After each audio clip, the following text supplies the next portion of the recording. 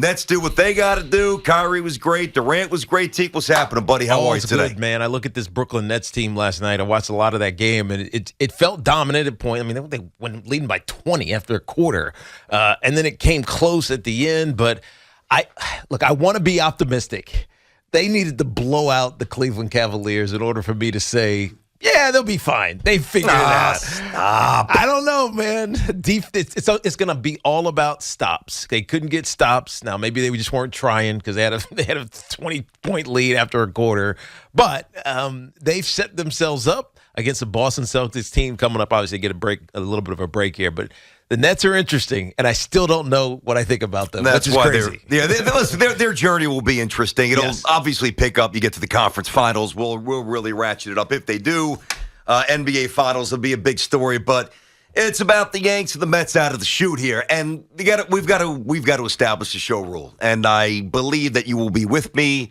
I very rarely speak for you, but I think I can when I say we're not going to keep shoving this Judge contract down your throat. No, it's not important. Well, I didn't say that. It's important. I didn't say that. But we will now just really react to the news, react to the industry speculation. We will obviously react to performance, like if he has a huge night, or if he gets booed again, or I should say when he gets booed again. He's not getting booed again. He will. It's the Bronx. But we will move on from that. We're not going to keep shoving it down your throat. Contract's not signed. Season has started. And now the pressure shifts from Judge, at least momentarily, to Gerrit Cole. Gerrit Cole, now he's complaining about the Imperial music, which I love, by the way. I know it sounds like whales, basically whales banging. I don't know how else to say it. But I love that at the stadium. This guy complains about everything, Gerrit Cole. Do you think that his complaints are looking for excuses, or is he really that particular? Right, because I'm trying to think of other athletes. Other athletes they don't need to be so dialed into their routine. They don't need, they don't need to worry about whatever distraction is going to take them off of their game. They just go do what they're going to do. They deal with the chaos that surrounds them. Why does it feel like Gerrit Cole is so focused on these little tiny particulars that shouldn't matter? Right, you know what I mean? Because here's the thing.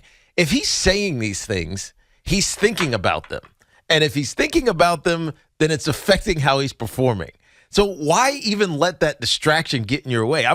People always ask me, what was the greatest obstacle you had to overcome? And, I think because of the metaphors of football, it's like, you know what an obstacle is?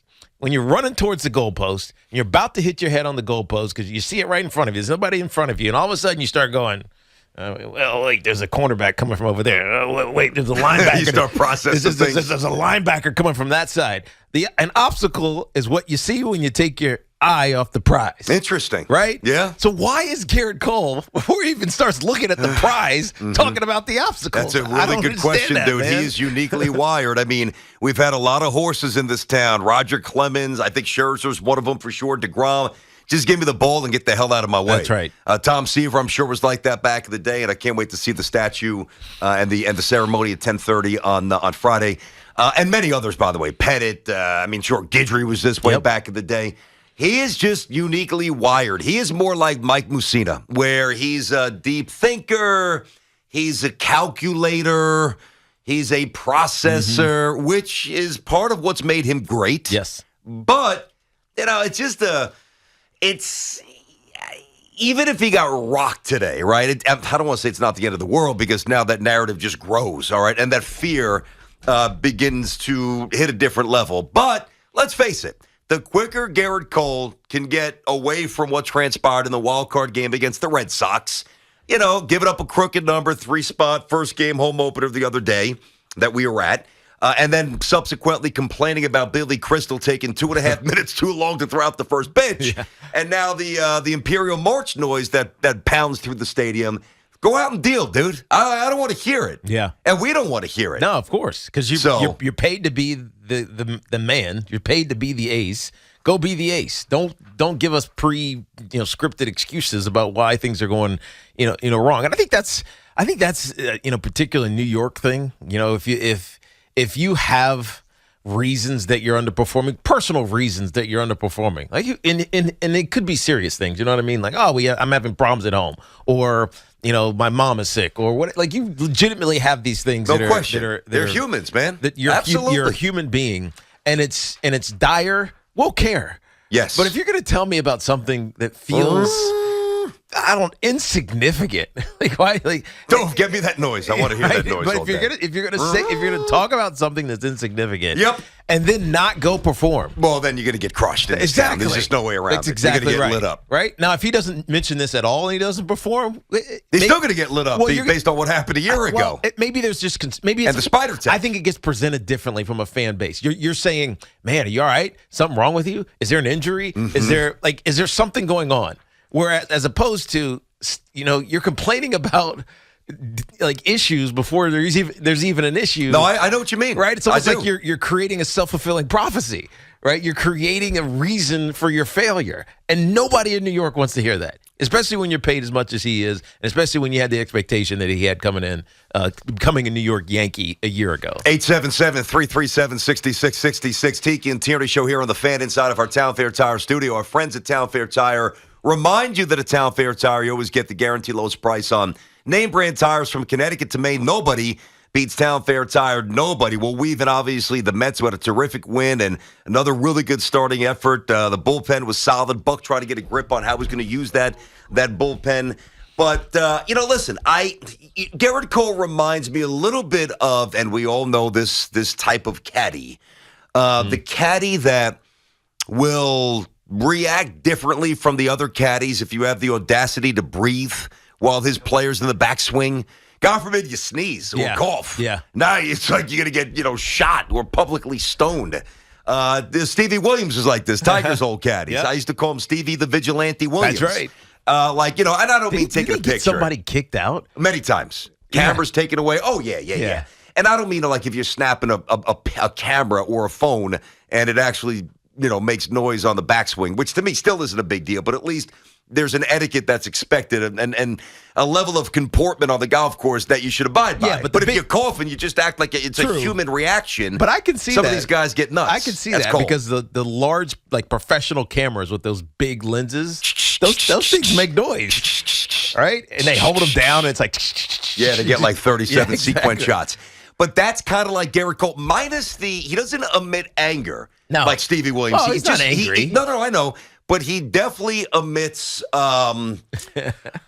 It's an interesting set of characteristics, almost like the quirky.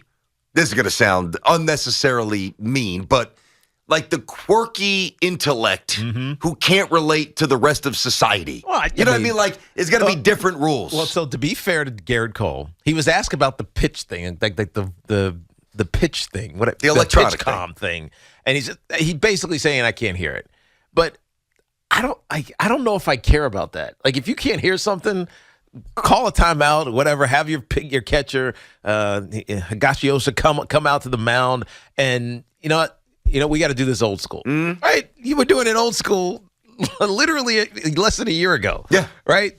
Just get him to throw down the signs. You'll be okay. It's not like this is an established technology. So in his defense, he was answering a question about how he couldn't hear the signals in his ear, but that's still not an excuse for potentially failing. You know what I mean? So I get it, but I also we don't want to hear it. We just want to see you be great. And I think that's what comes with being a guy like Gerrit Cole, who's had great success, signs a $30+ million a year deal.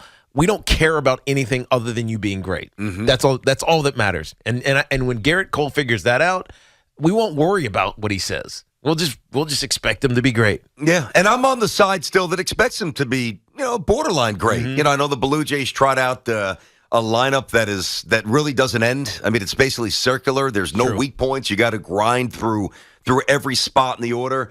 And I know Gerrit Cole did not pitch well the first inning, but he gave his team a chance to win. And I was explaining to my son on the ride home, I'm like, hey, bud, here's the difference. I'm like, and this any dad, any coach can appreciate this, and obviously any Yankee or Met fan can appreciate this. The difference between the great ones and the merely good ones or the substandard ones, if you have your B-, C+ stuff out of the chute, instead of giving up those 5 or 6 runs where you absolutely have almost no shot to come back and win, minimize the damage and give yourself a chance to climb back, as they did. Rizzo with the 2-run bomb.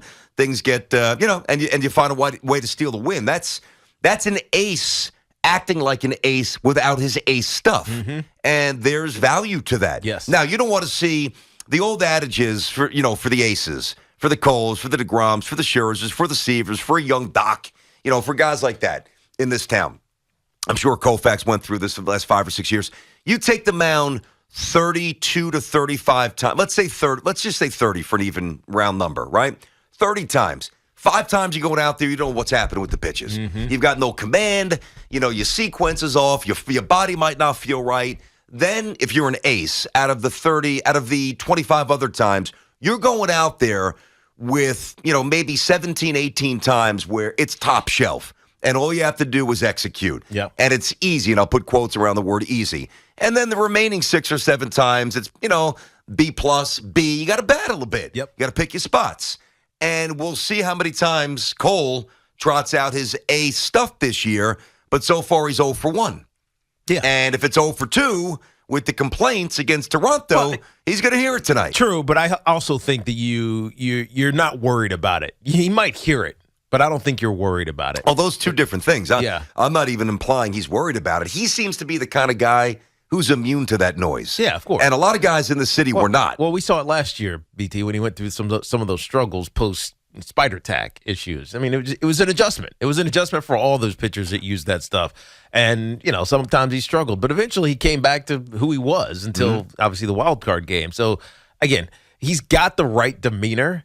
I just would rather not hear him say things that sound like excuses. Nobody wants to hear it, dude. Exactly. I bet you Aaron Boone doesn't want to hear it. No, I don't think his teammates want to hear You're it. right. But I meant, look, he's asked questions. He answers them. I get it. No, don't answer that one honestly. Take a pass. You don't answer that one honestly. You don't throw it on Billy Crystal. That's 74-year-old Billy Crystal. That's my point. Sometimes you just don't answer. It's his fault. Come on, dude. I can't hear the pitch thing. By the way, was that the same Billy Crystal who wore the Mets hat in a couple of movies? That was the Billy Crystal, right? Yeah, it was. Which one did he wear? City Slickers. City Slickers. That's right. Why did he wear a Mets hat? Whatever. I don't know. I honestly don't. I probably should know. I don't know why he did. He didn't have to wear a Mets hat in City Slickers. I mean, there's definitely a backstory to it that I probably should know. He definitely consented, and I don't know. You could have made him Yankee fans. I mean, was he a Mets fan then? No, he's always been a Yankee fan. He's always been a Yankees fan. But think about this. We were messing around. I want to go watch a game with the 7 line, have a couple beers, and hang out. I'm not putting on a Mets shirt to hang out with the 7 line. I'm not. But at least that's at a Mets game. No, but what I'm saying is, I'm a Yankee fan, so I'm not going to disrespect the Mets and wear one of these clowns that I can't stand that I saw at the home opener on Friday. Yeah, I'm with not the Pete Alonso jersey on I'm not at doing Yankee that. Stadium. No, I'm not wearing Yankee gear to Citi Field unless you're playing the Yankees in the Subway Series. Yeah, man, if I'm Billy Crystal. I mean, I know this is a long time ago, but he still had SNL fame. He had enough juice to flex and say, whoa, I'm not wearing this hat. Well, but I've got to be missing the story here, so somebody educate me on Twitter. Yeah, we got to find out. I'm probably at some missing point something whether obvious. or not I can't lean on you for this one. With I have the pop no idea. Stuff. I mean, maybe I watched this movie once, but I remember there was 4 of these, right, or 3 of these. As a couple. Oh, by the way, I meant to ask you, Yes, the legend of Curly's Gold. Did Tracy bring the shirt to the dry cleaners yet? What in the world happened last night on The Real Housewives? What happened? What happened? I didn't watch it. One of the girls, Teresa, threw drinks at everybody. At Margaret. What happened? Oh, in Nashville. The shrapnel from the alcohol. What a mess. In Nashville. Oh, my God. Your wife was right next to her. Yeah, I know. Yikes. Now, let me ask you this. How much of that, because Teresa was out of her mind. No, she was upset. But was any of that contrived? I mean, was that truly real? No, she was. All of it. It was surprising. Let's put it that way. It was very surprising. I don't find anything on that show surprising, to be totally honest with you. That was shocking, because it came out of nowhere. No, but they've had beef the whole year, man. What's her name? Margaret and Teresa, right? Margaret and Teresa. Yeah, but that goes back for, a couple seasons. Oh, I guess, you shouldn't be surprised if there's pre-existing beef, right? Yeah, but that was wild, dude. Basically tossed the whole table on everybody. You couldn't pay me to be on that show. Like I always tell you, I don't care how much money you're giving me. I'm going to take a pass, but that was wild. All right, 877-337-6666, Tiki and Tierney show on the Fan. So, while we remain somewhat measured, it's mid-April. It's a relatively big start here for Mr. Cole tonight.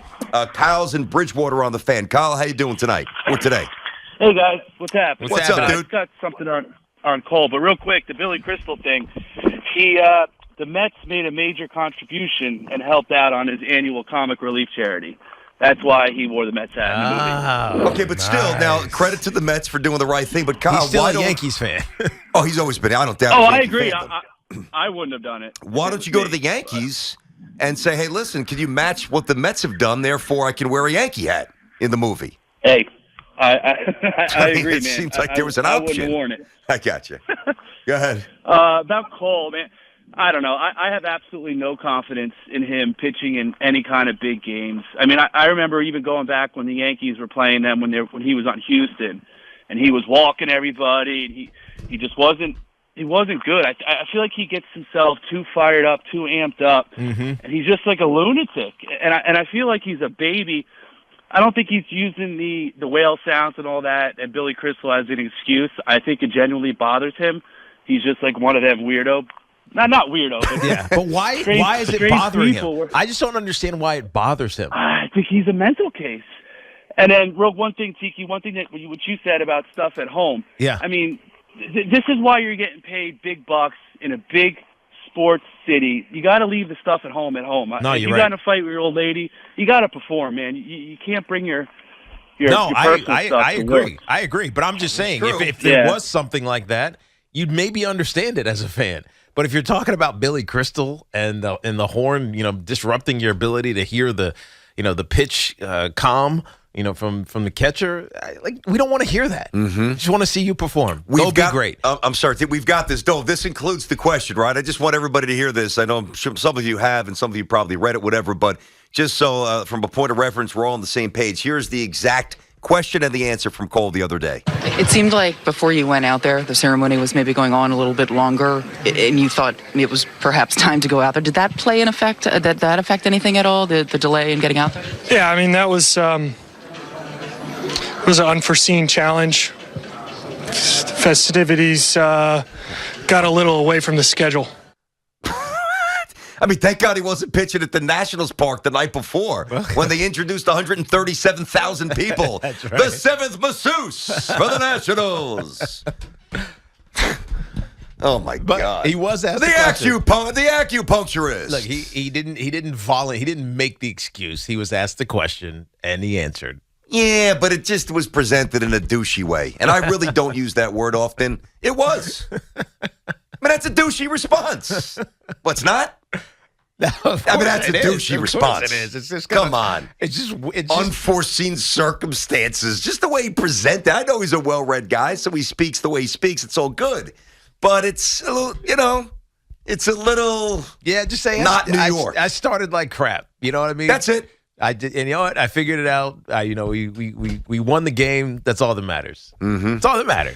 877-337-6666. So a big one for Cole. We'll weave in the Mets. Nice win there last night. And how about the matchup today? You got Scherzer, Nola today, 105 for the Mets. So we're going to get to them early in the show. Bucks trying to find that bullpen recipe. Last night may have been a good step in that direction.